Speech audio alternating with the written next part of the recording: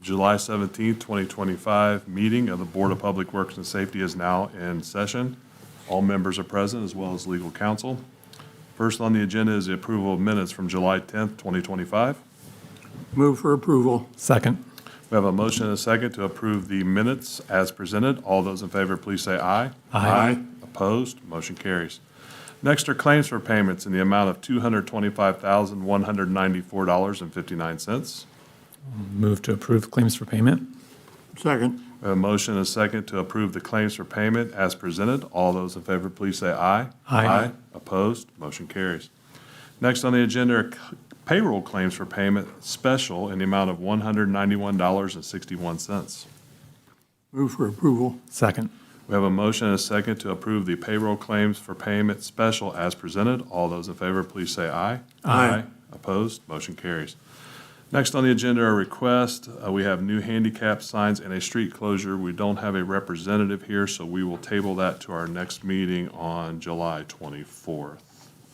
So next on the agenda are handicap signs for renewal, 34 Northwest 16th Street and 1811 North 8th Street.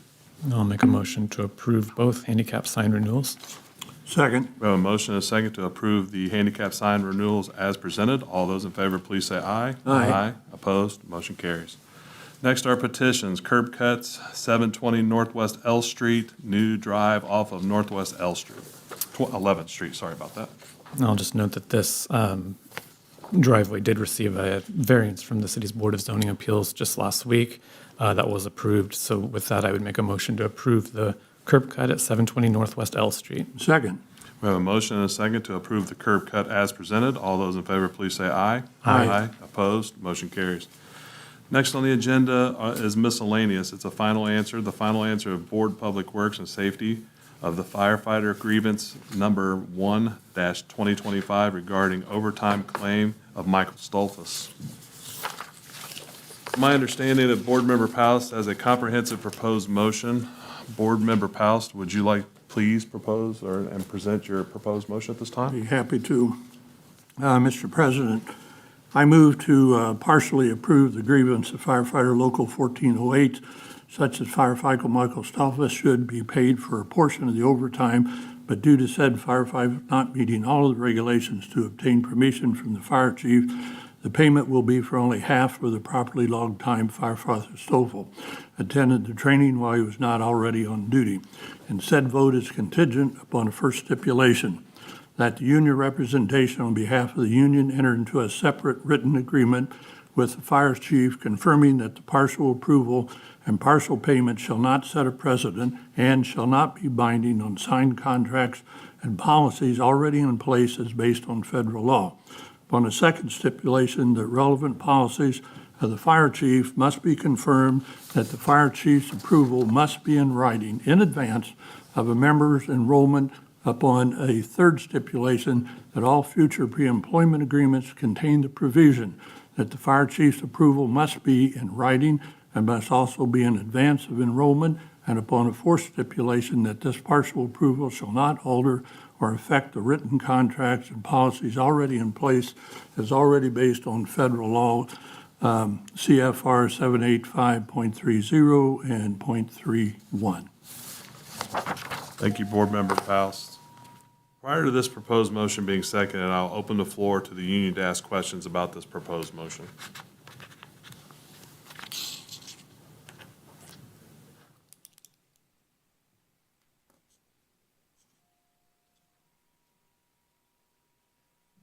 Do you think, Jordan Price, sorry, will we get get this in writing to where we'll be able to have a comprehensive piece of paper here to where we'll be able Absolutely, to understand yes. that completely? Yep. Now, you did say this is partial payment for half of his overtime, correct? That's correct. Okay. And was there any, I guess you guys are saying that he didn't follow proper regulations, correct? Correct. Can you clarify what regulations were put in place that he did not follow? Well, if you look at the entire presentation that you made and the information that we got from the chief on there, there's definitely a communications problem for this. And if you recall, I've said we need to look at this and to try and figure out how this does not happen in the future. Right. Obviously, the approval by the chief was not given for this individual to attend this class. However, his immediate supervisor on there suggested that he sign up for the class, that it was filling up very quickly, which he did, and he did sign up for that.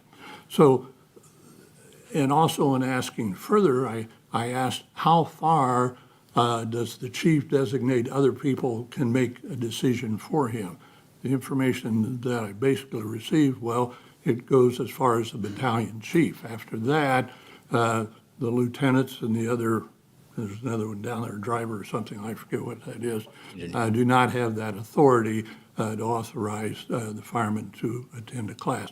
So that's what I've been working on here, to try and work it out so that it would work not only for the firemen, but for the administration and the chief as well, so that we don't have any misunderstanding on this.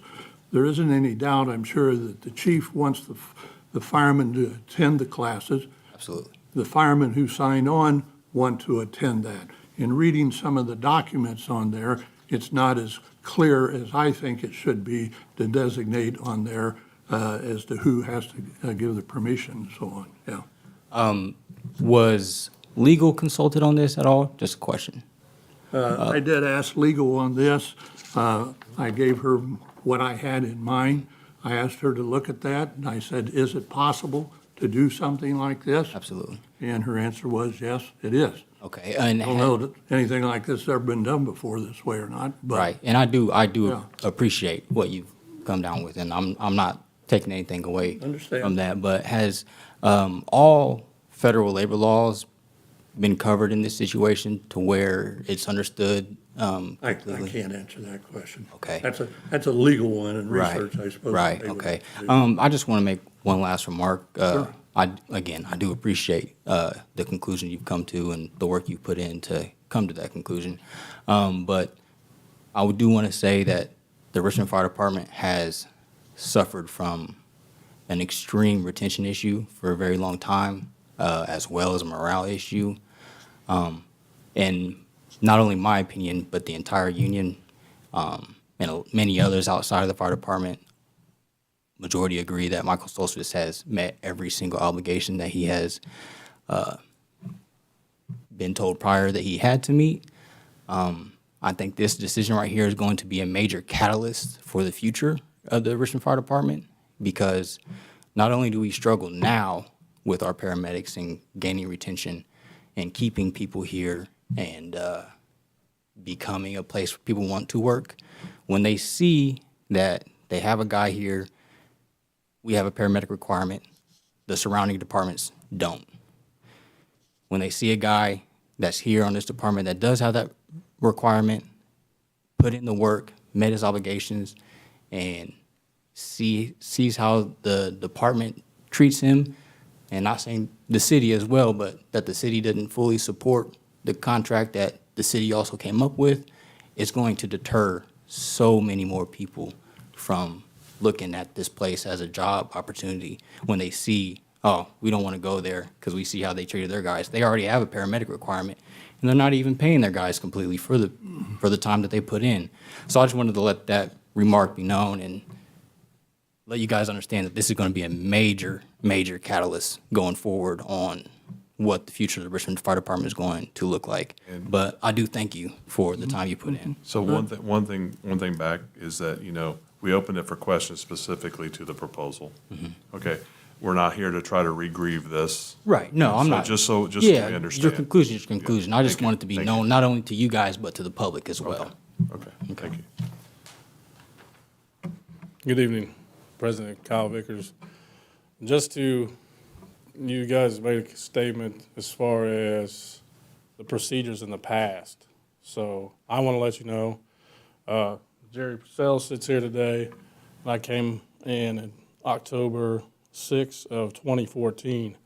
I was one of the first members to have to go through the required paramedic. And I'll ask again, is this a question about the proposal, or are you making a statement? I was just wanting to. Okay, so we're looking for questions about the proposal. Yeah, I was wondering, but I just wanted to hopefully educate on, It's already been grieved. Okay. We're proposing this for you to review. okay, So that's where we're at with this. We're not trying to re-grieve this. okay, Thank you. thank you. All right. Administration, do you have any questions? Floor is open to you.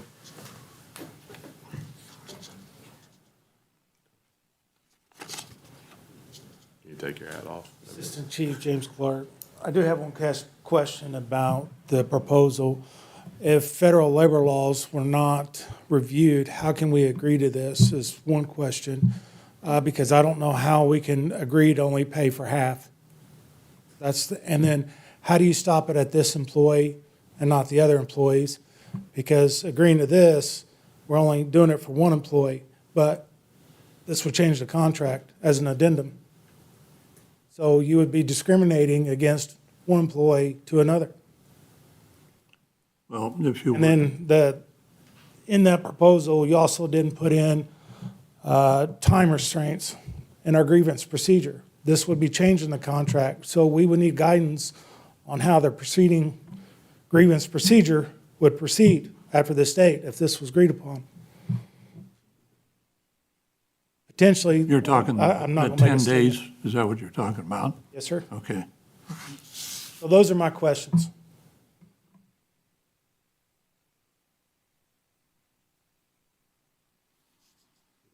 I can answer probably the first part of the first question. So to the extent that before the grievance hearing, I had looked at what Kenneth cited, which was 29 CFR 785.30 and 29 CFR 785.31. And to the extent that I also looked at the exhibit package presented by Mr. Price. And I had, again, before the meeting, which is allowed, I'd given the grievance package to the board, and I also provided them with the 2 citations. So to the extent that they were looking at the entire package of information, as well as listening to the evidence from the union and the administration, they were taking everything under consideration with the understanding that, yes, there's language in the federal law that says how the federal law looks at things like this. So I don't know that they necessarily are primarily basing the motion off of those. The language said C29 CFR, and I did communicate with Ken when that was written. So I do have extra copies of that federal code if the union would like a copy and if you would like a copy. Also, in my particular case, and I'm not an attorney, so that's why I had the part in here about this partial approval here shall not alter or affect any of the written contracts. So the way I look at this, that does not affect your 10 days as to when, if they have a complaint, they have to file it and so on. It shouldn't change, at least I have no intentions of changing any of that. And I don't see how this would change that, Chief. Well, according to the grievance procedure, this also, at the end of the grievance procedure for these proceedings, yeah, once it's passed, either way it goes, it becomes addendum to the contract. I don't know, this would be a question for Kim, but can we get some clarification on what that addendum looks like? Because I think in this particular case, the union's argument regarding the 10-day window is, I think, persuasive enough to say that, this was not filed outside of that 10-day window. Granting this grievance, so does that change the CBA to where it just completely invalidates the 10-day window, or what does that look like? I wasn't sure if that was what the intent Ken wanted to have. No, No, and no, I I did wouldn't not. support that. I didn't, as an attorney, I didn't view it that way necessarily. I didn't really intend for a motion to be viewed as an addendum. I'm not sure what the past practice is on that, and I might yeah, Kenyatta might have some information. What he's quoting to you is the language in the current CBA.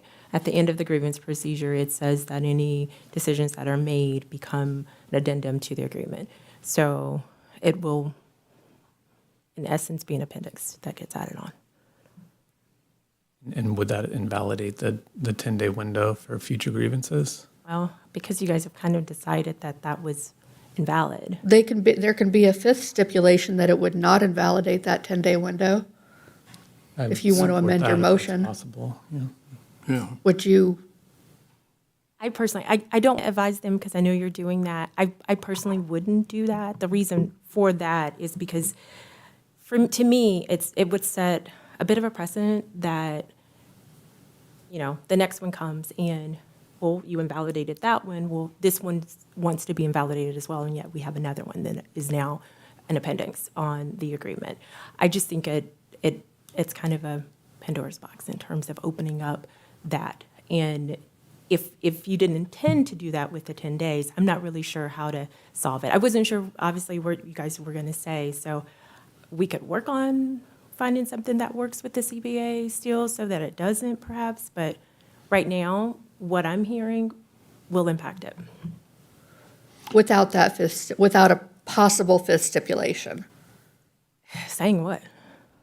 Saying that this does not impact the 10-day appeal, or the 10-day timeline that's at the end of the grievance language. I'd have to, because and my apologies, I came in at 5:03. I was working on something else, so I didn't hear everything that you read out. But I guess my concern would be what the current language already says, how it says it's an addendum, and you know what that means. Absolutely. So that's my concern. Do you want to give 5 minutes to allow her to read what the proposed motion was, or do you want to reread the proposed motion? Well, I can read that. My intent, okay, is. I came in when you were reading, I think. Okay, well, on the last part here where I said in the fourth stipulation, this partial approval shall not alter or affect the written contracts. And so, and then that went on to say, in contracts already in place is already based on federal law. I have no intention of all of trying to change the procedure that a fireman has if they have a complaint that they want to register something. I'm not looking at that at all. That's why I tried to get something in here that would say that it doesn't change any of that, that's in effect just like it is right now. It stays in effect unless in your contract negotiations you change it somehow in there or something. I'm not sure how that works. But the contract is what we follow. That's how we address everything that we do is through the contract. And this is more like a gray area. You're creating a gray area in that. And then the next time we have this problem, it becomes part of it. So my fair question back to you would be is, are we creating a gray area when a lieutenant approves or sends somebody to training? Lieutenant doesn't have that right. Well, they see it differently. I mean, I could be wrong, but he was told to go to this course. Sure. So, President Vickers again, I got two questions. Okay, what I was saying a while ago, I was one of the first ones, 2014. Everybody from 2014, a couple of the guys have left, whatever. Everybody has been paid except for Michael and the other guy. That's been required to have their paramedic. So to me, would that not be discriminatory if we didn't pay them too, but we paid everybody else? That's one question. Second question is, every day he goes to a clinical, he's aggrieved. Would that not be correct? Every time he does a clinical and he's not getting paid for his clinical time and rolls through to the next 28-day cycle and has been doing his clinicals and going to his live weeks, is he not aggrieved every time that happens? That's illegal. I can't answer that, yeah. No, he is not. He is not aggrieved each time because he doesn't get to prolong that process. He doesn't get to keep prolonging the process. The first time that he was put on notice that he was not going to receive the money, that was the time that he was supposed to file the grievance. That is the 10-day window. If that's the case, then if I'm aggrieved, I can continue to I can do things with my conduct that will continue to push my my filing window out, and that's not the intention of the contract ever. Because if that's the case, then I can decide, okay, well, it doesn't even have to be this sort of scenario, but that I'm going to do something else so that something else can happen, so I have a new window. You don't get to keep opening a new window for yourself. That's not how that works. He was supposed to, the moment he found out that he wasn't going to get paid, that's when his clock starts ticking, not each single time that he doesn't get paid. The moment he found out.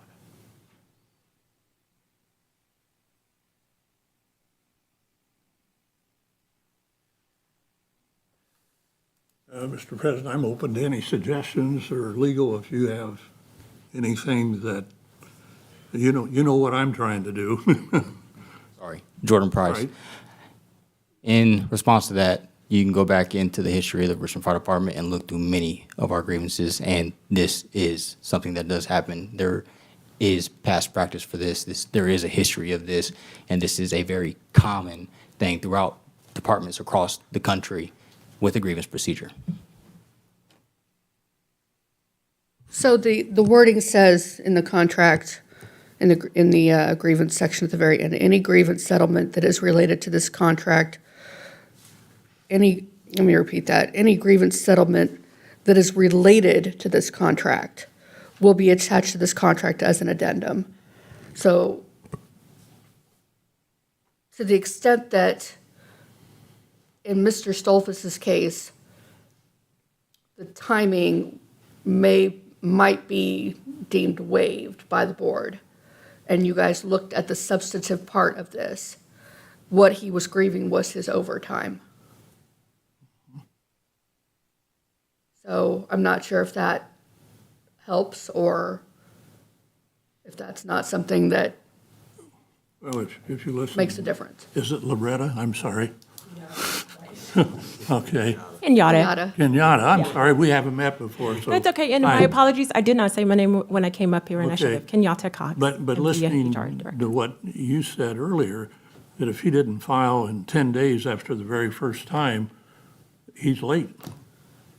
Yes, but that's not, I mean, I presumed you guys discussed all of that when you went through your process. But what she was saying with regard to the addendum, if you move forward with what I presume the proposal is, where you're waiving, in essence, this in this case, then, I just feel like if you have subsequent ones, you're going to need to give that same sort of deference to those as well. Be willing to waive that. Well, it all depends on the circumstances. Depends on the circumstances that the union present to us and what the chief would present to us as to whether or not it would be the same as this particular case. While I agree with that in theory, I don't in practice. But I understand what you're saying. It looks different in practice. Well, I think this is a difficult case. I agree. Because I find, on the chief's side, I understand exactly where he's coming from. I understand where the firemen are coming from here also. And as you look at that, you can say, and I'm learning on here, I'm learning that a lieutenant down there doesn't have the chief's authority to tell Mr. Soffel, sign up for this class and you'll get paid for it. He doesn't have that authority, that it rests with only the chief and the battalion chiefs. So I'm learning also on here, and yet in the written material I've been able to read so far that I've seen, I don't find anything in there that says that the lieutenant down there does not have the authority. To me, the lieutenant would be in that area of ranking having that authority. Obviously, it does not here. So, I'm learning as I go along on this, and at the same time, I can look at the chief. And when I finally finalized with this, after going there, I've spent hours trying to read all the material, I looked at this and I felt this was a good compromise from my point of view on here. You might not agree with that because you're negotiating the contracts. I'm not in the contract, and I do have a contract of that, but I have not read that contract specifically. I've read all the other material that the union folks provided to us and the information that chief provided. So Kim, is it safe to say, based on the contract, either we acknowledge his 10-day period and continuation of the grievance that you were talking about, or we deem him as past time on his grievance, and that's where this really stands at the end of the day. Does the legal teams both? My thoughts were choice C, Yeah, yeah. in that it was already waived by allowing him to come to this board and put a stop to all future ones, but not necessarily, and that was my understanding from what my conversation with was Ken, but not necessarily the gentleman, because it was testified that there were 2 or 3 others who were advised to take that under that alleged misunderstanding. And so my thought process was that it was choice C. Yeah, but we're being narrowed back to A or B is what it's sounding like here.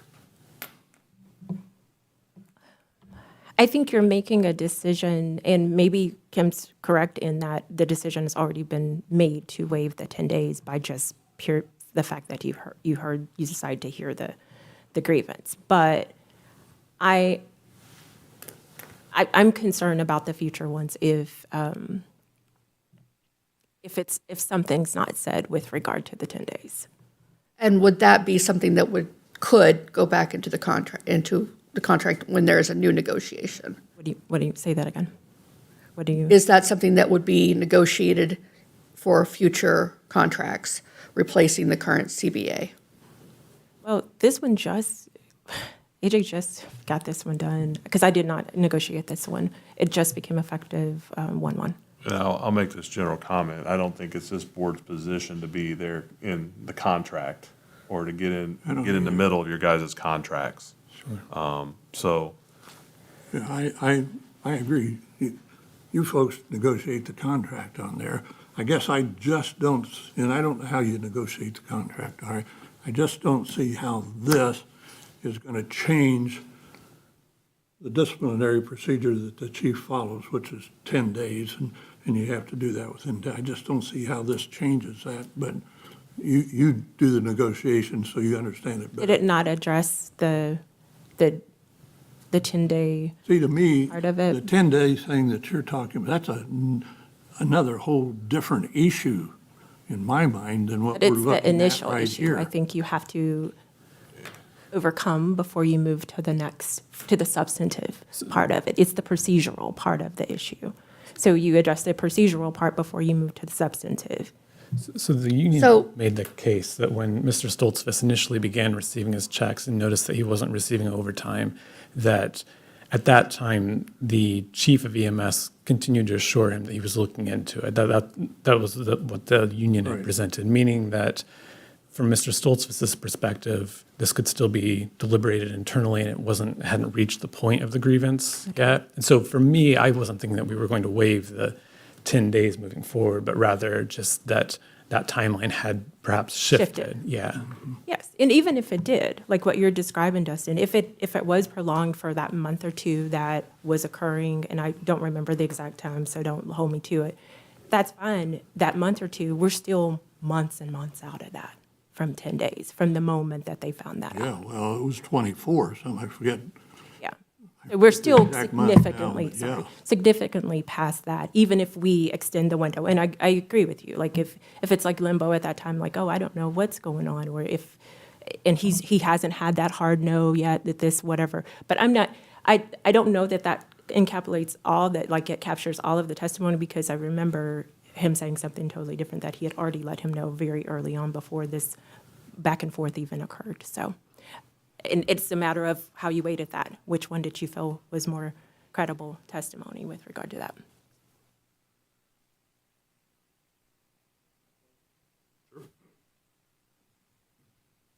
Hello, Jeremy Blake, First Vice. I just want to let the board know, Ms. Kenyatta Cox is a smart lady. I don't doubt that. She's a lot smarter than I am.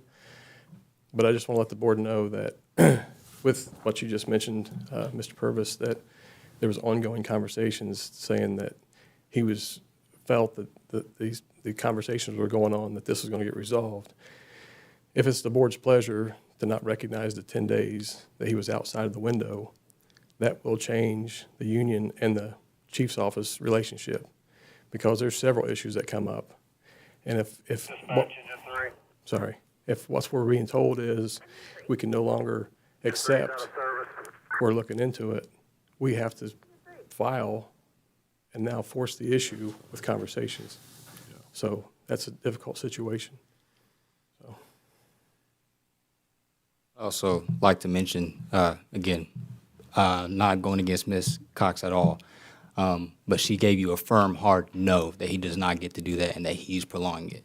There is literally a labor law term, it's in that packet I gave you as well, the continuous grievance doctrine. That is for recurring violations. It is not just this, you have to fit it in this time frame. There is quite specifically a term for this exact situation. Again, with the contract and the addendum, yes, it has to be changed. Where you guys are with it and this confusion now and how it has become difficult to narrow it down. Again, I'm not trying to change too much what you guys have had, but in essence, the best thing to do with, because in your proposal, you don't want to change too much. You want to settle this issue here, and we work in the future to prevent something like this from happening.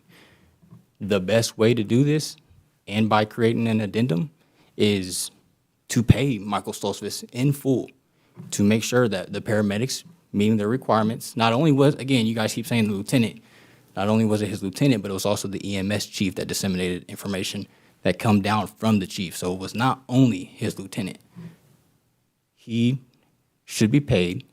We have the addendum in that the paramedics in class get their overtime for their hours put in.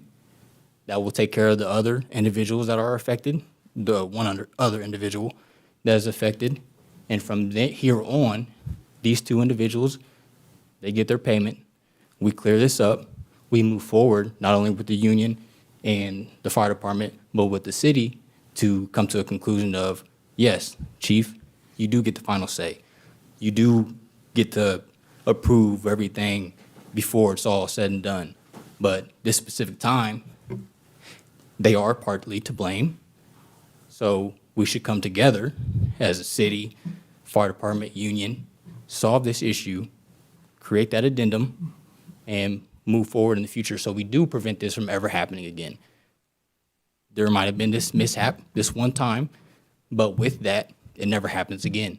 The union is willing to work with that and give him that authority, but as it is now, with the contract as it's written, Michael Stoltzfus deserves to be paid, and he is within his rights with the continuous grievance doctrine.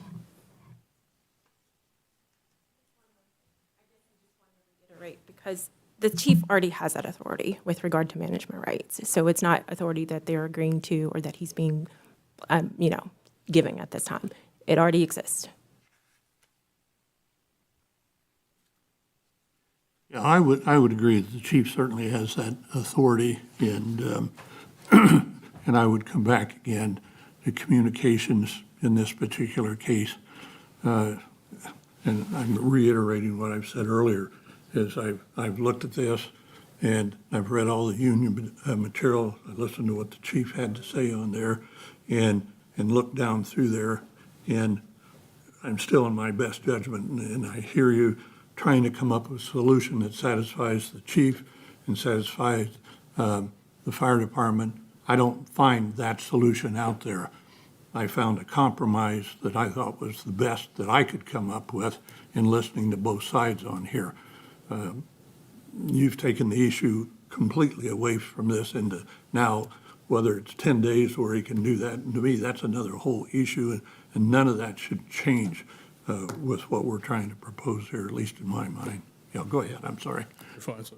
President Vickers, would not the pre-employment agreement that Mr. Stoltzfus signed, would that not be the authority and approval from the chief's office? And saying that you signed this pre-employment agreement, that in 5 years you'll become a paramedic at Richmond Fire Department. If not, your employment will be terminated? I would agree with you that that particular agreement that they signed needs to be updated. It should have in there for. He signed one on his hiring date, and then before his Yep, probationary year was up. I got copies of it. made It him sign basically another one. says within 5 years, he has to get his EMTs. What it should say in there, not only that he has to do that, but he has to have the approval of the chief. It does not say that in there. And in one area, it says, I forget where it is now, it says should. Shouldn't even be should, it should be must in there. And so when you get down to discussing one word on there, I mean, yeah. It's, Pick them apart. yeah, and Negotiate. it's, you know,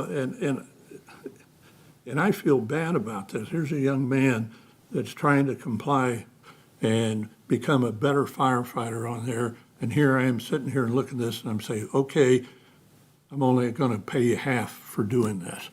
Yeah, it's tough for me on sitting up here and having to do that, because we're talking a few dollars here. It's not like it's only $100 or something. We're talking a few $1,000s here we're talking on. Yeah. So it's very difficult for me as I looked at this to put this together to try and say, where is the compromise? Was this side on the administration 100% accurate?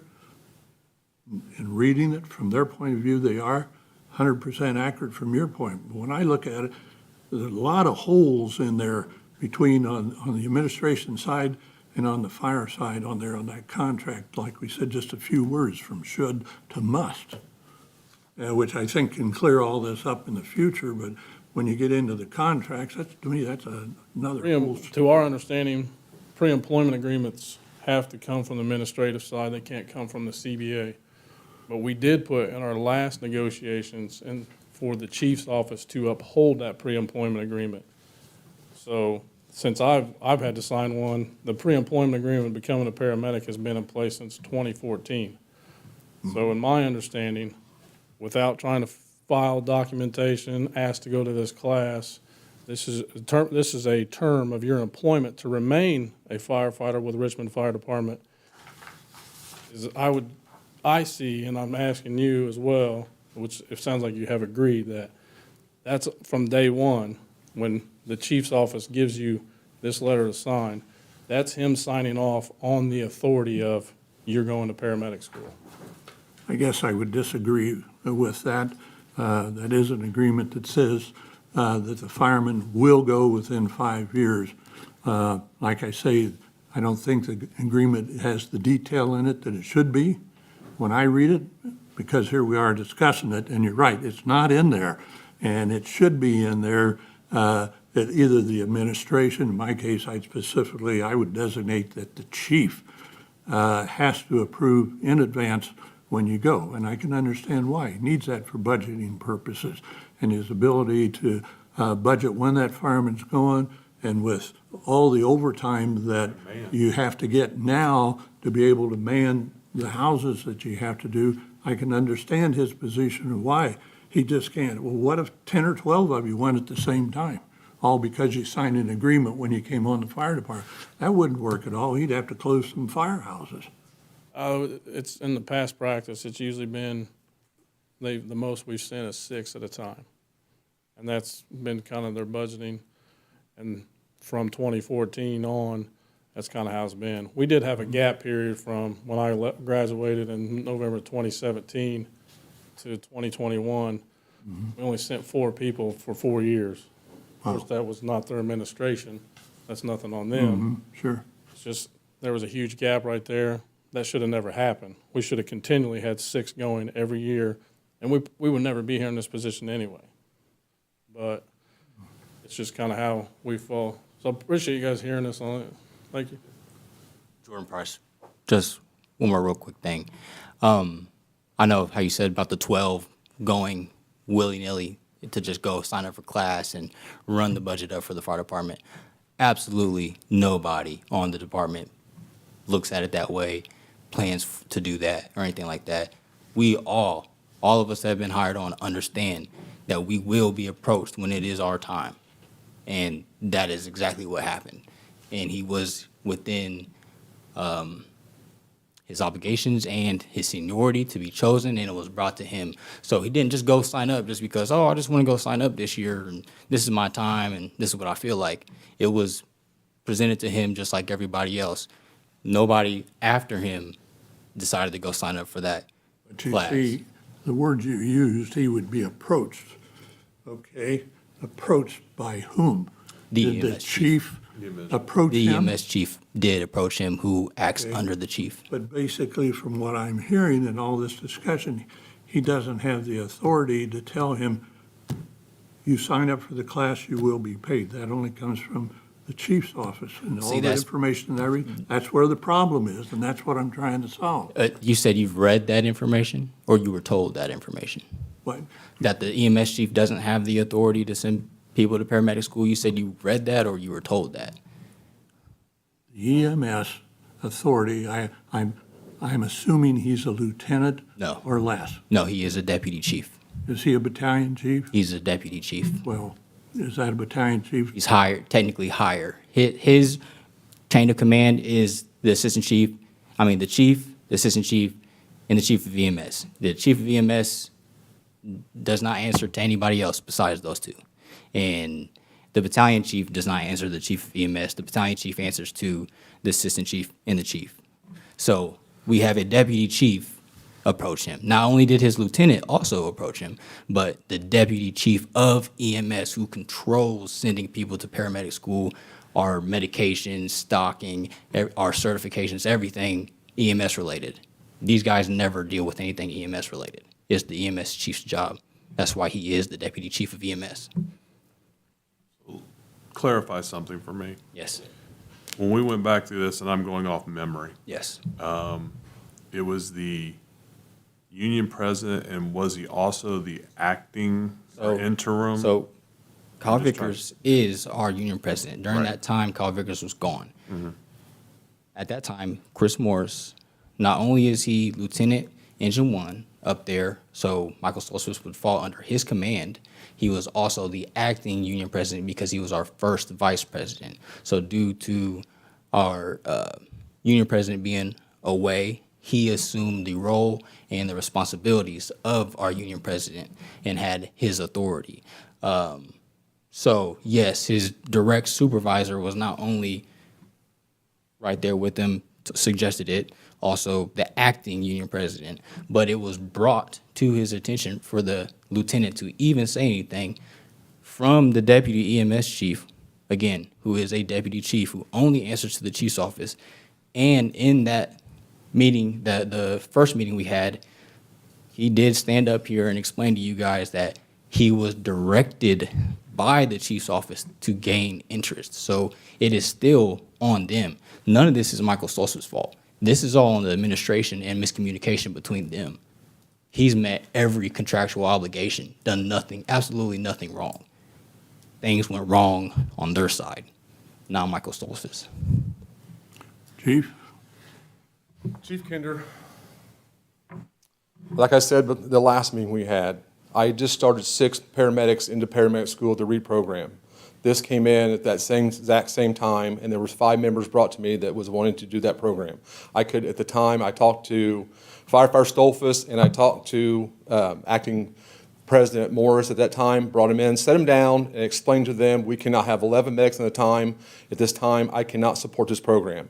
I can't stop you from taking it because it's a grant-based program and the state was paying for it. So if he got accepted into that program, I couldn't stop him from going. If he went on his own, and I explained this, that's why 3 of the guys didn't go. Because in fact, they're enrolled in this next class that starts this next August. For that reason, we said we could not send 11 guys to medic school at the same time. I could not support it. I could not fund it. That was the point I made at that point. And they was very clear, and it was straight clear to them that the chief's office at that time was not going to support it. The EMS chief doesn't have budget approval. He doesn't have the ability to do the budget either. The budget comes from myself and Assistant Chief Clark. So anytime it deals with finance, it has to come through us.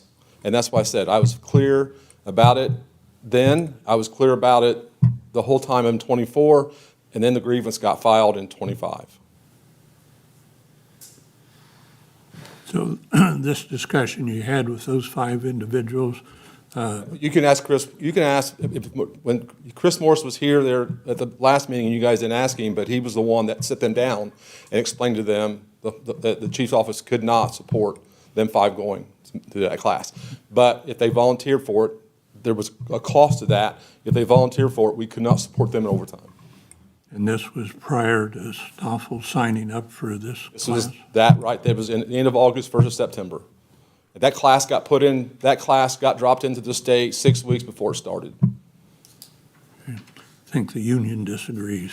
Well, They're behind you, that's shaking their head. That's- I know, but that's what was brought to my office. That's when it all came down. Okay. That's what it all, like I said, I was very adamant and clear at that time. That's my grievance resolve. Thank you. Thanks. To be very clear, that was not prior. That was post of him being in the class, being accepted into the class. So again, the chief goes back to that, but the damage had already been done. The situation had already happened. And once they realized the situation they had put themselves in, that's when they retroactively went and did that. So again, it was post. And he stood up here again and said that he could not financially support this. And then we have proven to you time and time and again that he could financially support this. And not only is he not paying these two, and this individual and the other individual, their overtime right now, but he is currently sending 6 more guys to medical school right now. So that is not a factual statement, and it can be proven. Thank you. Mr. Blake, before you say anything, is it possible to gather substantiating documents that show the timing of the offer of the class? Can we get this in a nice, easy? It is. Yeah, It's in that packet. So we should, It's all in a series of events. is there an opportunity for us to pause this and go back and do an evidentiary on this? I think this boils down to just this absolute timing. I mean, unless you guys see it differently. I mean, I would not recommend taking a recess while you're looking at the paperwork. Yeah. I would not recommend that, but I see Ken flipping through, and I've got the exhibits. Well, he said you were talking about the time frame you gave us, and that's what I was looking for Yes. real quick. Exhibit 8. I reviewed it, but the timing of the course and when it was offered and when he was signed up.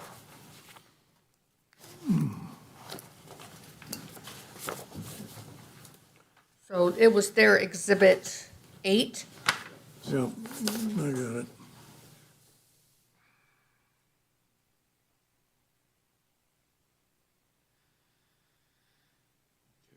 Understand all that, looking for. Yeah, that's what I thought. So you submitted your application on September the 2nd, is when you submitted your application to the School of EMS. And you talked with, let me see here, on April 25th, let's see, you signed a pre-employment agreement at that time, after you said you'd already been on the department for 4 months, and said you'd be fired if you didn't sign it. And in August, Dennis, Deputy Chief, mentioned that there was we're in the READ program.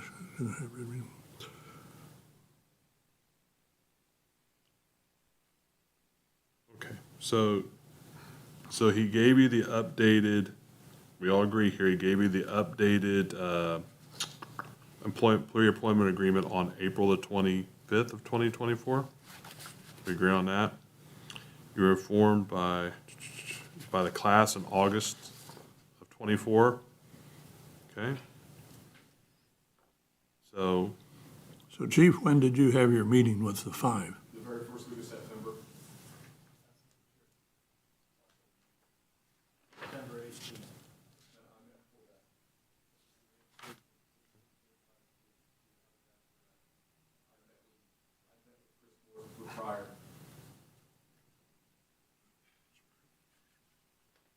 Jordan Price. Quick remark on him saying that he met with Chris Morris prior. That has absolutely nothing to do with it. Chris Morris has no authority to speak on behalf of the union by himself without any other union representatives. there. He can't sit there and make a deal with the chief or anything like that. So just because he talked to Chris Morris, and again, Chris Morris will stand up here and tell you no deal was made or anything like that. All he simply did with Chris Morris was tell him his stance on it, and Chris Morris relayed that information. He has no dog in this fight. My question would be, when was it conveyed to the fire department? Specifically, Mr. Stolfus could be part of that in total, or specifically to Mr. Stolfus, that he would not be compensated.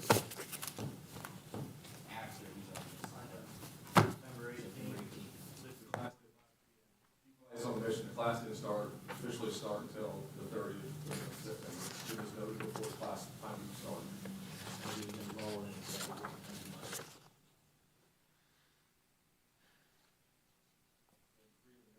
Also, where grant funded member didn't go, they dropped out. They never accepted the grant.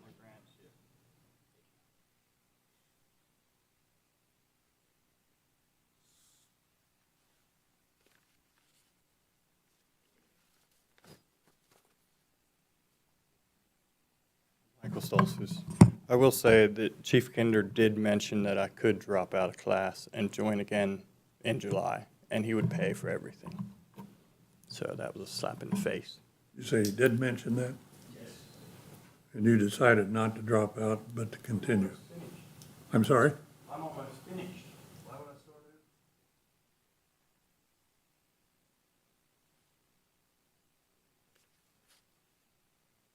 Sorry, I cut you off earlier. I apologize, sir. Jeremy Blake, I was trying to get up here, Mr. Powell, to answer your question about the Deputy Chief of EMS and chain of commands kind of thing.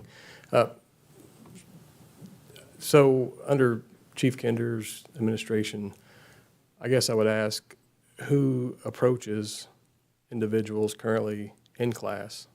If it's not the EMS chief, doesn't have that authority, who has approached these other guys that are currently in class that's been approved by the chief's office, would be my question, if it's not the EMS chief.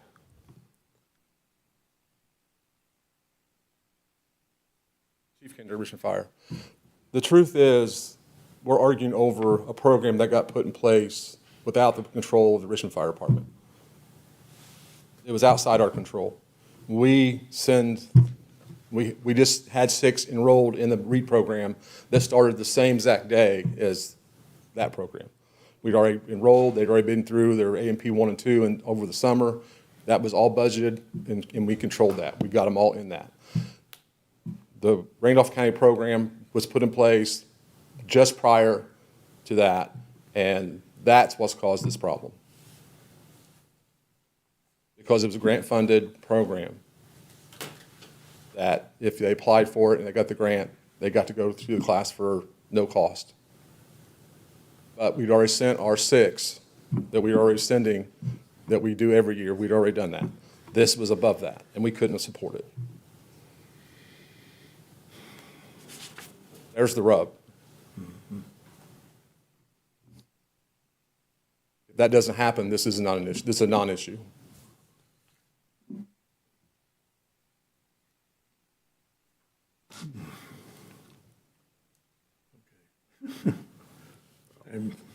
So I'll go back to my statement from earlier.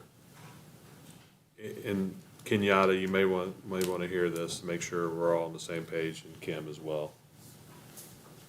A no vote on this grievance is the only thing that doesn't open up for a contractual addendum. Is that what we're saying? Is that what legal and HR is saying? I'm trying to understand as to the simplest of levels. The language says any grievance settlement that is related to this contract. So, and Kenyatta, I would You're absolutely waiting for Kenyatta. want your perspective as you well. You get a shot, hold on. The way the contract language is written, it's saying that anything that you agree to that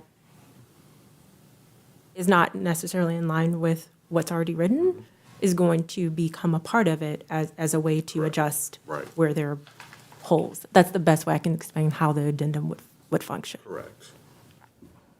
But if we added another sentence in here that said, this does not change the grievance procedure whatsoever, and you put that as part of the contract, then whatever the grievance procedure is would continue just like it is. If both sides sign off on it. I mean, yeah, I mean, when it comes to contracts, that's the thing. It's a meeting of the minds. Two people, you know, whoever's involved, if there's an agreement with regard to it, then obviously that agreement would be upheld. I don't want to overstep on this, like in terms of advising. You can, Sure. So, to me, it's not best practice. That's all I'm going to say. I'll leave it at that. Jordan Price, like Ms. Vessels, you stated, any settlement will change the contract. So even a no will change this. It will set the precedent for people in Michael Stolzfus' situation. The contract will be changed and language will be put in to where it prevents someone in his shoes to be paid or anything else. So it will affect people in the future. No matter the outcome, yes or no, any settlement will become an addendum to fix the confusion. I would think that in the future, we would want there a require, definitive approval from the chief moving forward. So I don't know that we would necessarily want to. Right. But the union's saying in essence, you don't have to approve it. That Right. He has the approval From the deputy. his superior Yeah. or supervisor to do it, yeah. I do keep getting hung up on the 10-day Yeah. period. Yep. And I guess looking back at the timeline now, I think I'd previously been looking at the December period when the checks started coming, and as I mentioned earlier, but I mean, the timeline has in September that the chief said, quote, there was no chance I would be getting paid. And I guess I do wonder if that should actually be when the clock starts for the grievance, and why it shouldn't be. That even if the chief says that, that does not mean that that's going to happen.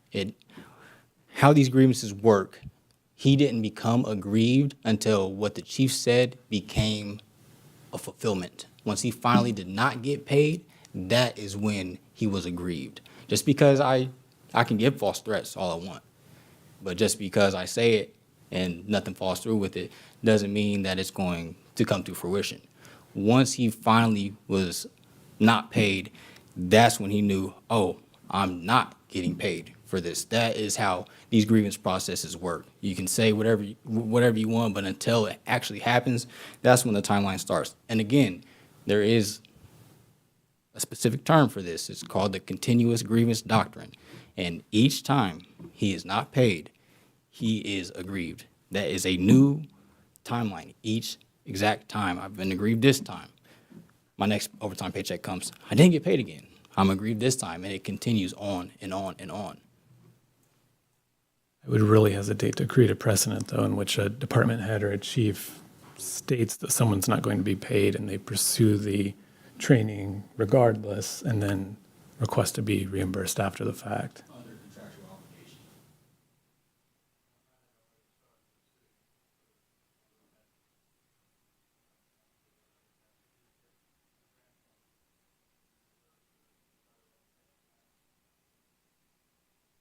Just as So far you as would have when- had $150, if I recall, invested at that time?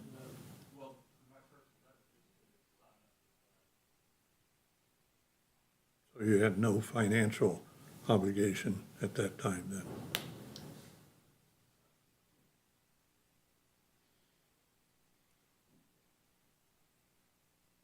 Jeremy Blake, First Vice. I think what Stolfus is trying to relay is we didn't know as a union and he didn't know as an individual, once he accepted those grant money, if he didn't fulfill those grant terms, who's responsible? And that was another factor why he didn't drop out and why he didn't drop out at a later time when the chief offered him, you drop out of that class, I'll sign you up for this next class. We didn't know if he broke the terms of that grant that he accepted. Yes. who's responsible. Did he inquire? What happens if you broke the terms of the grant?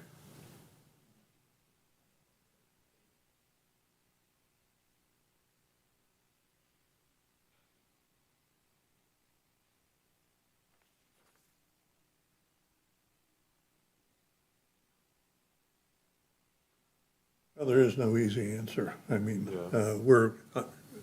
I think we're basically back to where we started, really, on this. Definitely a communications problem, no doubt about that.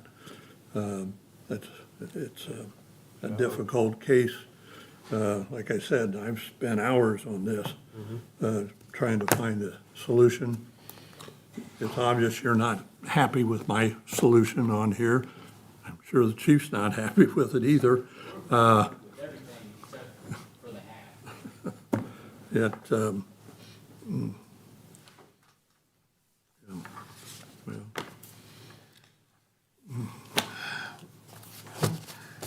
I agree with you. I agree with you, Board Member Paust. We're at a kind of a moment here where we may have to table and do some reviewing. I don't think it can be tabled. Can't be tabled any longer? It's under the grievance procedure. This is the final answer, though. Okay. The board shall make a final answer within 21 administrative working days after said final meeting. So, well, the deadline is the 24th. Yeah. We scheduled it for today. So, yeah, okay. but even if we postpone this, what other information are we gonna ask for that somebody can provide us that we don't already have?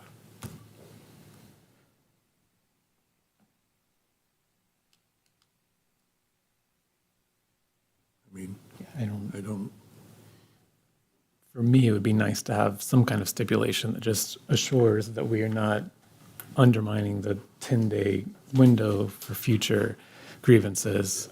It sounds like there may be risks involved in doing that, but I feel like that's kind of the rub right now.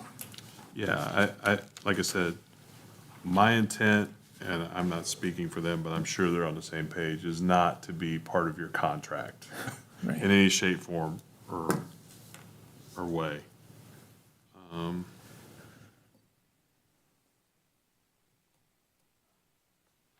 Gordon Price.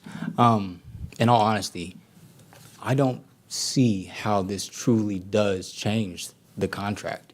The 10-day process has been a thing. The continuous grievance doctrine has been a thing. It's never changed. The contract says that the city will pay for all associated costs, and he's claiming management rights, which we acknowledge. But we understand how we look at it is his management rights extend to his personnel that he manages, and that he can give them, they have that power because they are put in that position by him. He can't oversee, he can't look at 1,000 screens at once. So we don't feel like this is going to change much at all, except for upholding the contract, the pre-employment agreement that he has already signed, saying that all costs will be covered. Now, if we want to clarify in this new revised pre-employment agreement that the chief has to give it in writing and everything like that, I think that's a very small thing to change compared to what is already in there. All we have to do is to compensate the guys that follow their contract and their obligations and clarify where the chief stands in sending individuals to paramedic school. We don't have to muddy the waters too much and create a big addendum that changes the contract. The contract's already written, and most of this stuff is already in there. That is why the union is having such a strong stance and such a large packet of evidence and supported documents to show, to prove our point. Again, the only two things that the chief is claiming here, grievance time barred, the 10 days, and unable to financially support this, both are not supported. Both of his arguments are not supported at all. The only thing that he's arguing that you guys are taking heed to is his management rights, Again, we acknowledge those, but we also acknowledge that the deputy chiefs also have the authority to continue on with what the chief has given out. So to finish this meeting and not prolong it, if we were to pay Michael Stoltzfus in full, all that would be changed is that pre-employment agreement that the city and the chief's office came up with, not Michael Stoltzfus. It's not his fault that there was an oversight. So again, we're punishing one of our members for an oversight on the administration side and something that they didn't look forward to in the future of a problem happening, and everything else that's transpired from the top down to get Michael Stoltzfus to this position. He is suffering from their mistakes and miscommunication. This is a very simple, honestly, it's a very simple fix, truthfully. Him and Jeremy Hodap are the only two individuals in this situation, and they will only forever from here on out be the only two individuals in this situation if we settle it that way.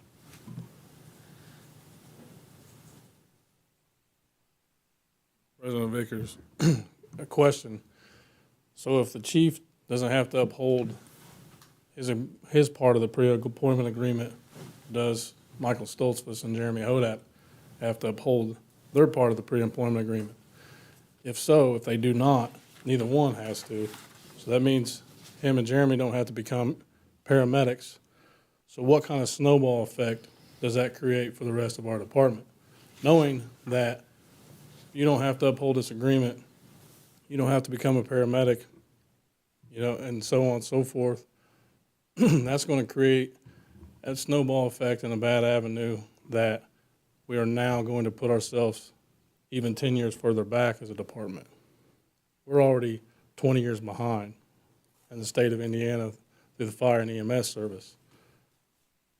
So I really, when you're considering this, think about if you say no to this agreeing to us, you could possibly set our department back 20 years.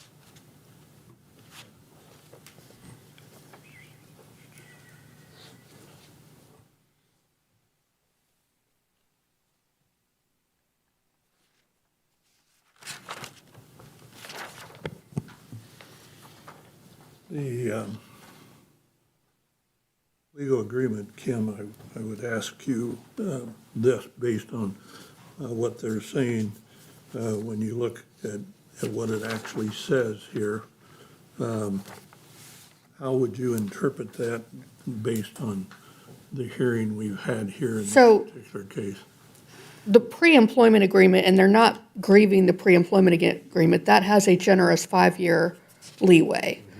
The case law that I remember reading, and this was back in 14, about a pre-employment agreement, was it's primarily set up to be akin to a loan agreement, so that when someone is hired on and gets a benefit of the administration paying for these classes, and then they up and leave, that's the intent of this agreement according to the case law I read. Again, this was 2014, 2013, whenever I read it. I think it was a 2000, I don't remember the year the case was, 2008 or 2009, I'm not 100% sure. So they're not grieving this contract, they're grieving under their bargaining agreement. But my recollection from that case law is that this is essentially designed to protect your fire chief if they have an employee who just leaves and then takes advantage of the free education that is paid for by the fire chief. That's my recollection, again, from 10 years ago, 11 years ago. Did that answer your question? Kind of. To add to that, there was when I signed mine, when me and the gentleman in 2014, there was never anything.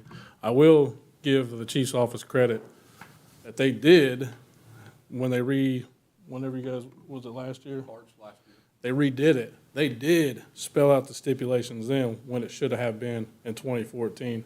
And we supported that as a union because there's no reason you should not. if you're gonna pay for somebody's education, you have to get a return on your investment. Now that the whole thing of it is it's not a it was kind of an iron fist deal. Believe me, I had a conversation in the hallway with somebody. You pass this class or I fire you. And it's always been iron fist there. Don't get that twisted. Jordan Price. I do want to speak on what you just said.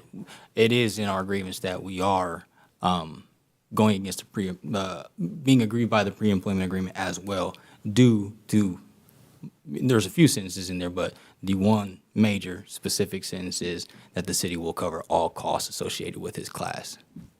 So Dustin and I can speak on this a little bit. Our intent when we worked on this agreement, for the benefit of both sides, for the education piece of it, was, so, I hate to use this term, you're an indentured servant. You understood the cost, you understood everything, right? You guys had protection. The gap in this, from listening to this, is there should have been a period. There should have been like a period to say, okay, let's ensure that everybody's taken care of at this point, and this will become effective on this date. I think ultimately it was probably rolled out almost probably immediately, is what I'm kind of getting the feeling here. So that was a gap. It is what it is. It was just something that wasn't very well thought out, okay? Fine with that. So the question is, you have a motion on the floor. Mr. Powell, do you want to continue with that motion? Do you want to pull that motion? That's really the question. I know I'm putting you in a spot, and I don't want to do that to you, obviously. No, that's fine. I do have a motion. We're discussing it. Yeah. And I'm open to listen to any other suggestions that might come forward. I guess I still feel this is a compromise situation. Unfortunately, when you get into all the contract Sure. and all that lingo and all that other stuff on there, to me, still is another whole issue on there. And so that part is unfortunate, I think, in this particular So I case. do have another question. So we're getting down to the point of the time of the grievance, right? So either way, if I'm listening to this, I'm following this correctly, you feel they were out of grievance time. They feel they're within grievance time, right? Right. That's what they're feeling, right? So any way that we, like you said, any way that we vote on this, there could be a potential for that addendum to hit the contract either way, is what I'm gathering here, is just by listening to all this, in my interpretation. You have that chin moving up and down, so I assume you agree with me, Mr. Blank. So that's really the question. So, and that leads me actually to a question in my head, which when he's describing this continuous grievance doctrine, is that a case law doctrine that is case law over the state of Indiana and the Seventh Circuit? I'll be blunt, I have not studied that. So if I assume that that doctrine is in place, then I wouldn't be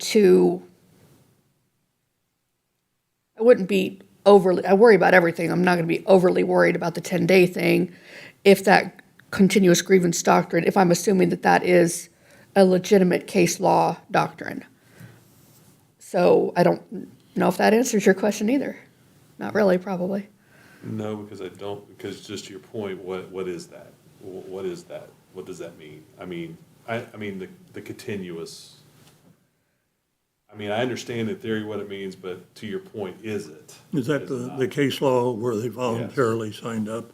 Is that the one you're quoting there? I was just asking the side question in my mind when Mr. Price was explaining the continuous grievance doctrine, was whether that was a doctrine outlined or described or articulated in Indiana case law or Indiana Seventh Circuit case law. And then, like I said, I'm being blunt, I did not study that particular doctrine.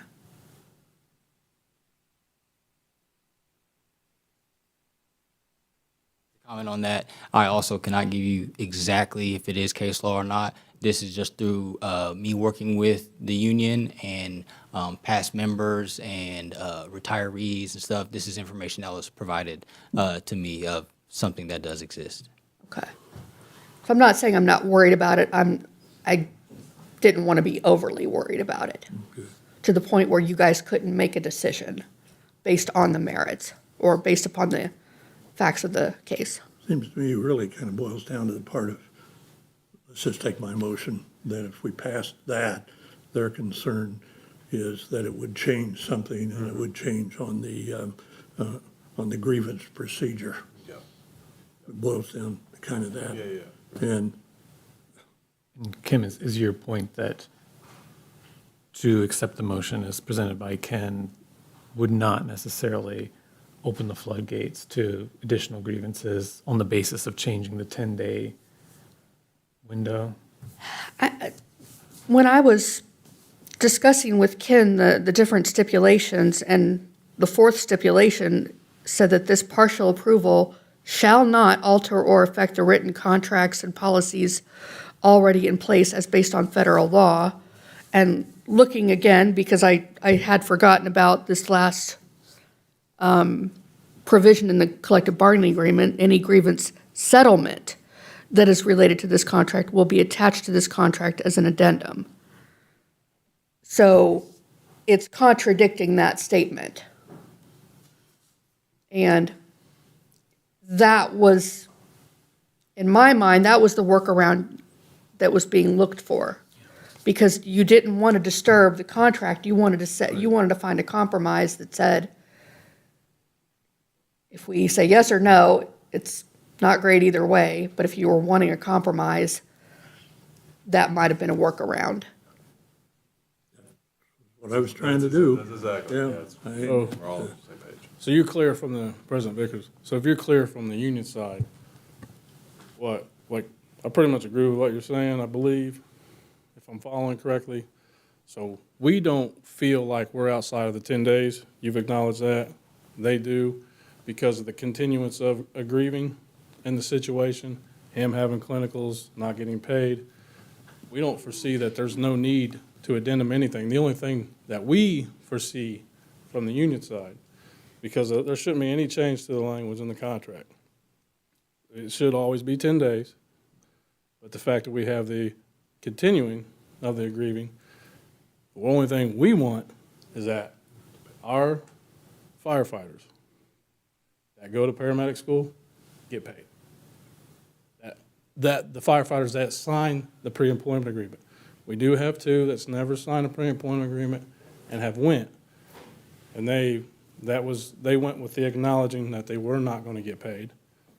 But the people who signed the pre-employment agreement, because this is a stipulation of your employment, we just want those individuals paid. We don't foresee any needed addendum change or anything to the language. We just want what's in place upheld. Is that clear from our side?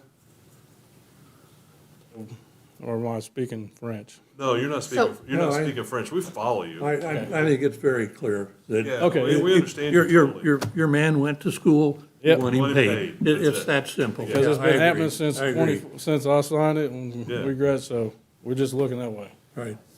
Jordan Price. So I would come to the understanding of, we'd probably all agree that the one thing here that we really need to touch base on is the chief's management rights on sending individuals and giving them his approval, which I think, again, is, like President Vickers said, we uphold the contract that is already in place. That's all we're asking.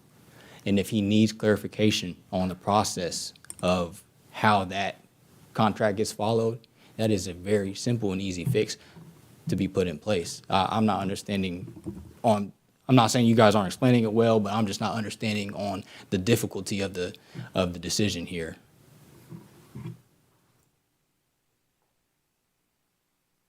Assistant Chief Clark, I was in the back room listening. I have one question of the motion that's been presented.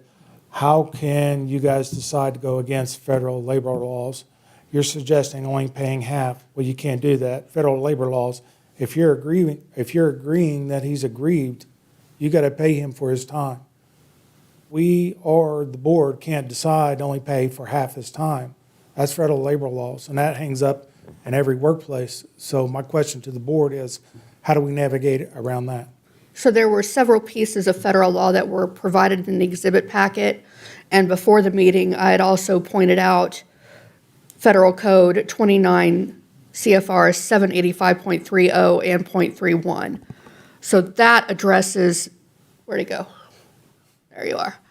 So that addresses the overall federal law of when someone is told to go versus going on their own accord versus choosing to go. That's where. It's still considered work, though. I'm sorry? It's still considered work. If it's required by the job and the board agrees he was aggrieved, you can't decide just to pay him half. That's federal law. Labor. Do you want me to read these two into the record? Please do.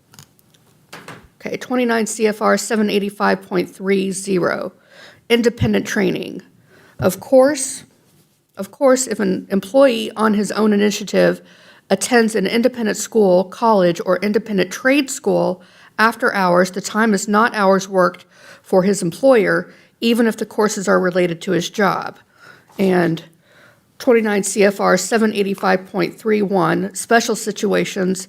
There are some special situations where the time spent in attending lectures, training sessions, and courses of instruction is not regarded as hours worked. For example, an employer may establish for the benefit of his employee a program of instruction which corresponds to courses offered by independent bona fide institutions of learning. Voluntary attendance by an employee at such courses outside of working hours would not be hours worked, even if they are directly related to his job or paid for by the employer. In this case, the agreement, which was meant to be compromised and kept in place, gave that 5 years to have the chief's office and the budget sustain that. So that, combined with the federal law that were in the exhibits from the administration, that was their exhibits I looked at afterwards because I didn't get it until like a week or two before the meeting. But in the meantime, I was studying as Well, best I could the entirety of the federal law. Would agree with that the way it's written, but the key term is that related. So the paramedicine is required. That's the two difference. So if this goes through, it is set precedence. So any class related to the job, the board is essentially saying, we're going to pay for half of their time in the class and the class, if there's a fee. With Because the this will stipulation. set precedence. With the stipulations that future agreements say this is not going to happen again. That's With the what- way I took, So you would have to change the contract. that was the point of the stipulations that I believe Ken had articulated to me, and then I was able to, Well, then how do you Maneuver it. discriminate against future or current employees that go to classes that relate to their job? Here, recently, we just had to, I know we're not supposed to make comments, but we had to turn down training because it wasn't in the budget. But if that said firefighter goes to class, I believe, the board is saying, we're gonna pay half. I believe Mr. Paus was trying to just rectify the mistake Yes. that Yeah. they're claiming was happened, but You know, I'm not saying that in the future, anybody that goes, you're gonna pay half just because they sign up for a class. You would be discriminating, That's though, not- that's the problem, be setting up the department for litigation. And that's some of the issues that I have. even if the agreement says otherwise. Again, how can we agree We'll say. against related and required by job and go against federal labor laws? The way I understand them.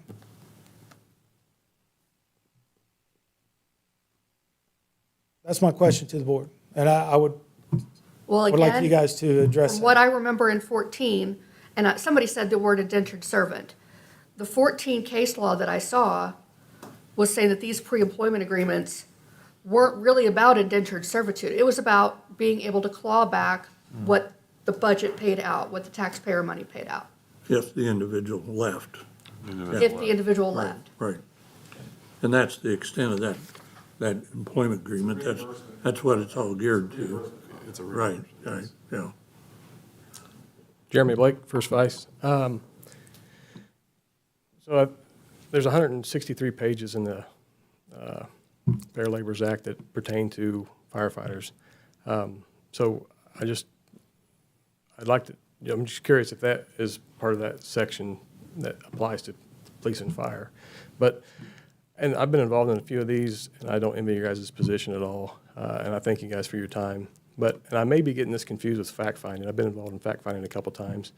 But I think you guys have the ability to caucus in law chambers.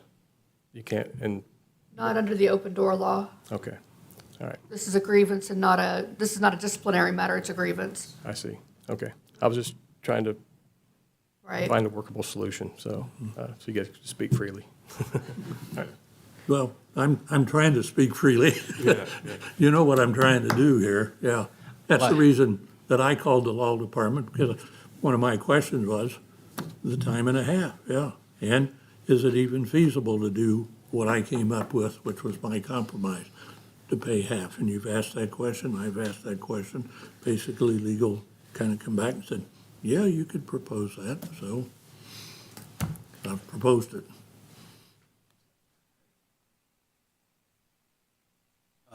Jordan Price. With Chief Clark's mention of litigation, like Lieutenant Blake stated, there's vast pages of federal labor law that pertains to firefighters specifically. Those that we submitted to you were not all of it. There was just some supporting documents that we felt that would more solidify our argument a little bit more. There's much, much more.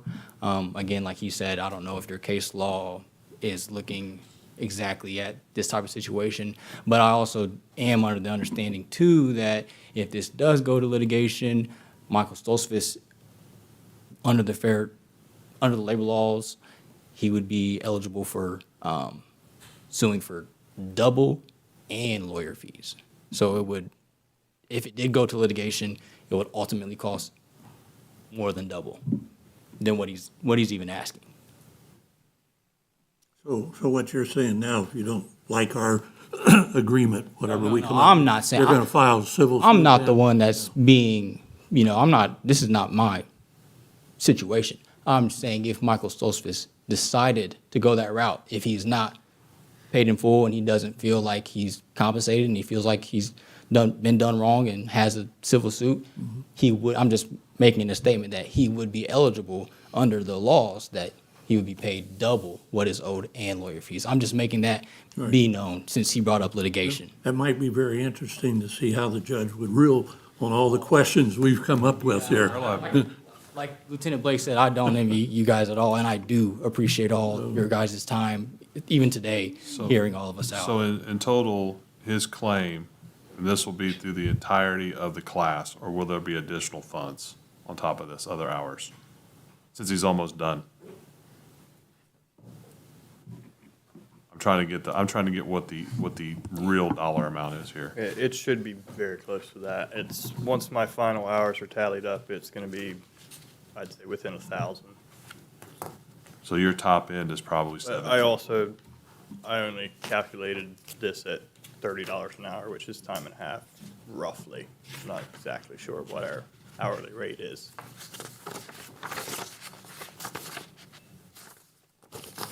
Might be on the high side, might be on, it's plus or minus. I was looking here, what is the total amount that you've asked for, I'm not asking for a total amount, I'm asking to be paid for my hours. right? And how many hours was that?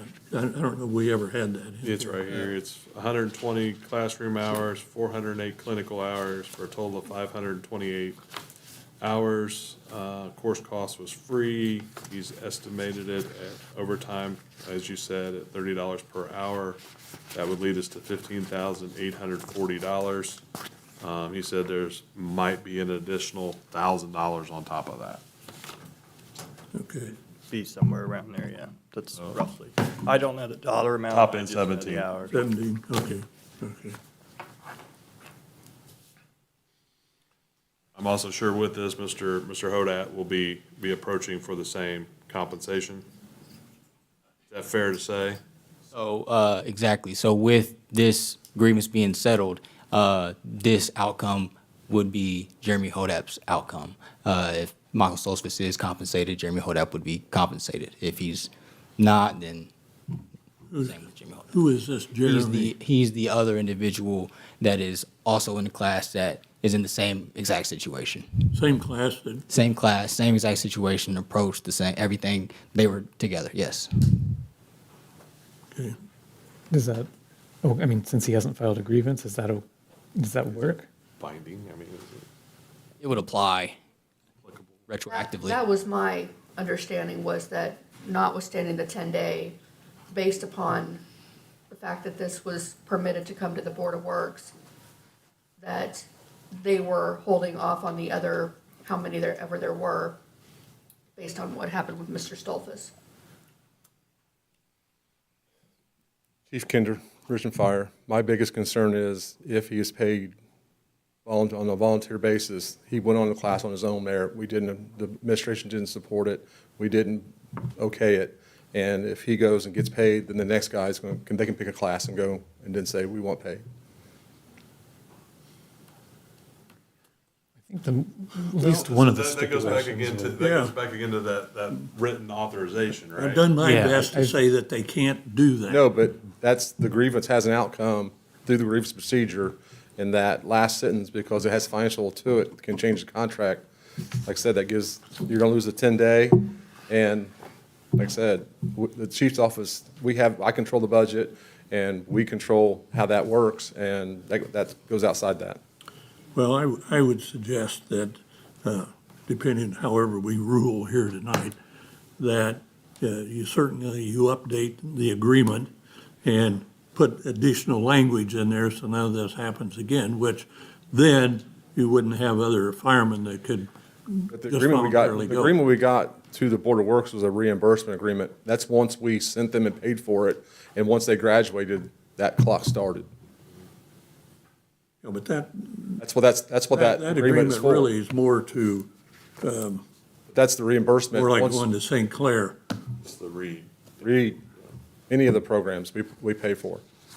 Well, that I agree on, yeah. That's what that reimbursement agreement's for, is once they complete their paramedic, that 5-year clock starts and the reimbursement schedule starts. So if they leave at year 1, then it's a full, they owe all the money back. Year 2 is 25% less, and so on. So, one other question, is a firefighter, when is he no longer considered probationary? After his first year, after he completes his first year. Mr. Stoltzfus was. January 2nd of 2025, he Mr. completed. Stoltzfus probationary still this time or not? He was in probation when he started the class.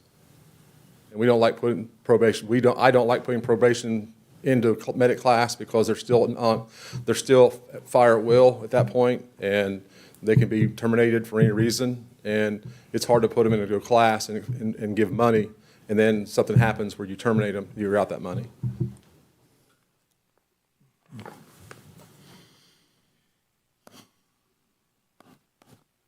Price would like the podium. Oh, I'm sorry.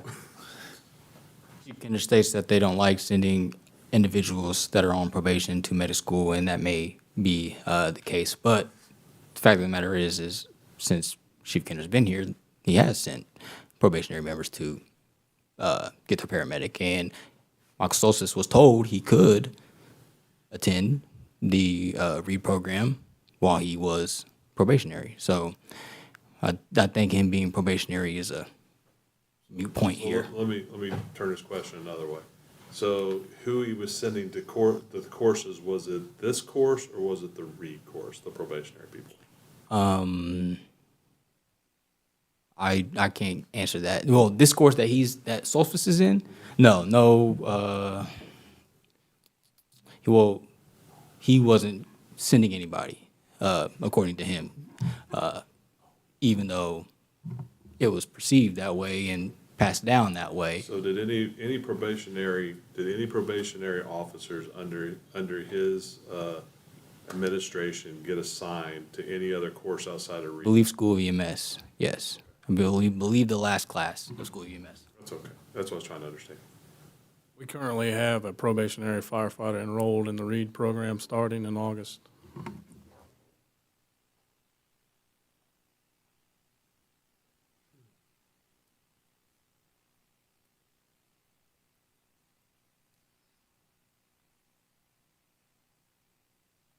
Anything else? We can, any other rock we can I think overturn to try to understand this clearly?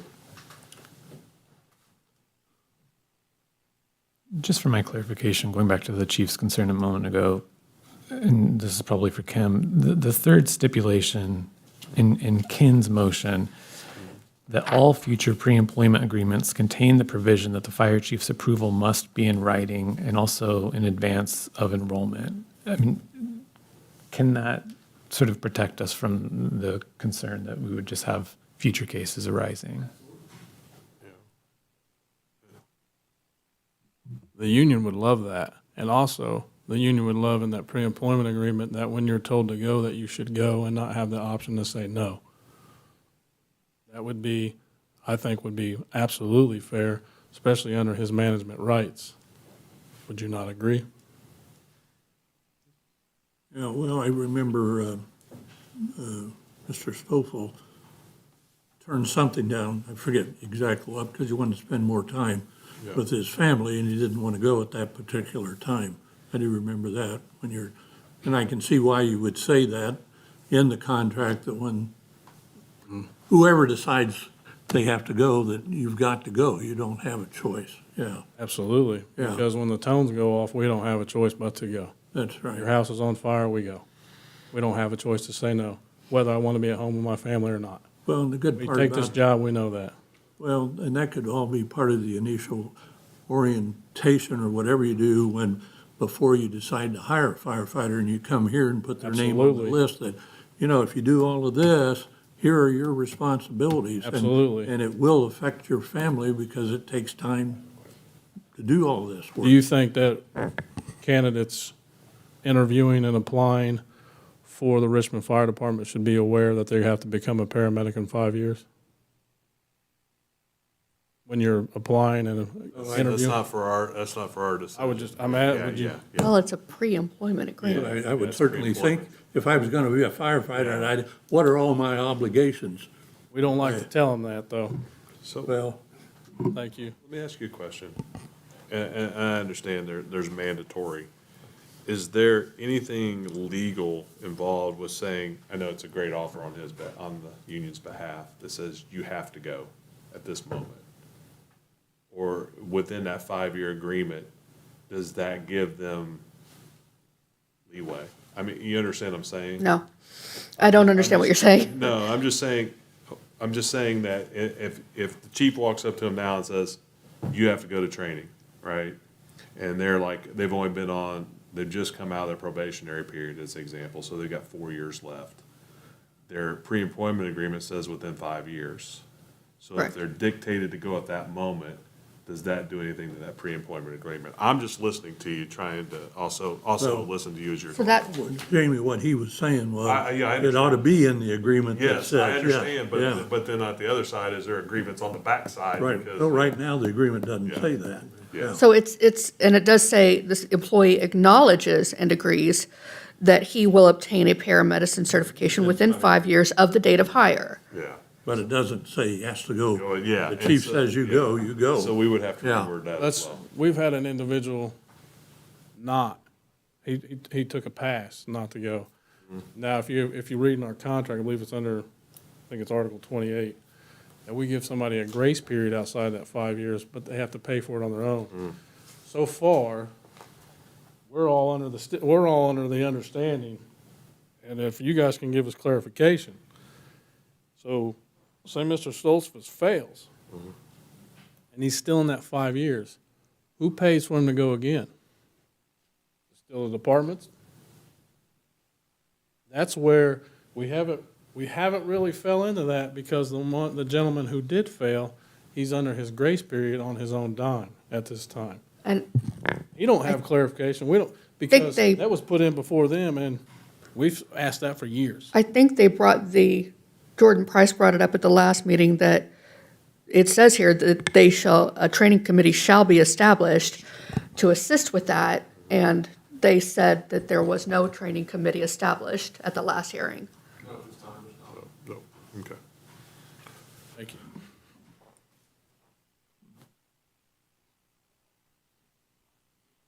I do have one quick question.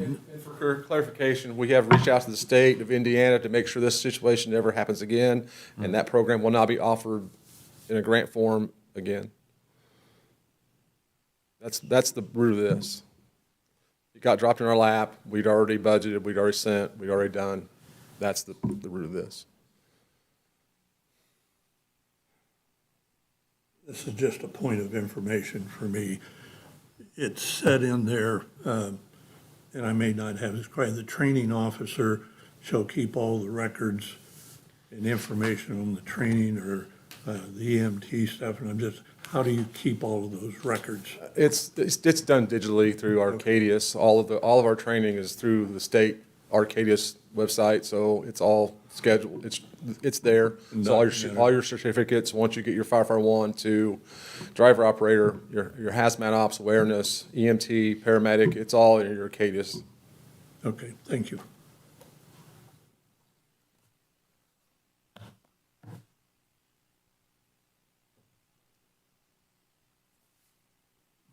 Did I hear correctly that we are going to the state to shut down the grant program? To never have it again? No, that's what the state said about the school mass in Winchester. Because I would think that would be financially unwise when you're saving $31,000 a member. We did not shut that down. That wasn't from here. I thought what he said was he asked the state about the grant program, and they told him that they were not going to have it in the future. That's what I heard. As of just a few months ago, we looked into it again, just because we were signing up this year's class, and because we are sending 5 members to the school events in August. Because our undergraduates graduate in August, the next group starts in August. Thank you for clarification.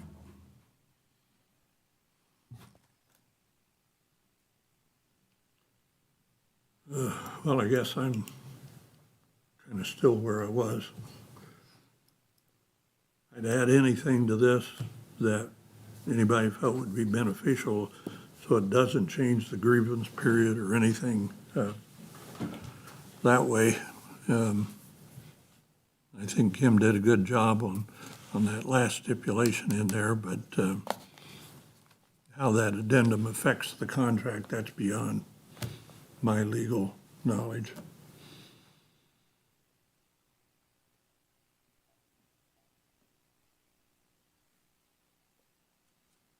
It's a proposed motion at this point. What do we need to do? I'm sorry, what'd you It's a say? proposed motion at this point. So there would need to be a second by you or Dustin. If there is no second, the motion fails, and then there would need to be another motion, or a substitute motion, or A motion to, motion to table to the 24th.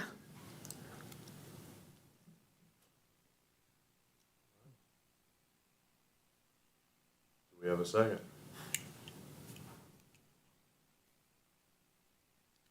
The motion fails. I'll second. You'll second? Yeah. All right, we have a motion and a second. All those in favor, please say aye. Aye. Aye. Aye. Opposed? Motion carries. All right, and with that, we are adjourned.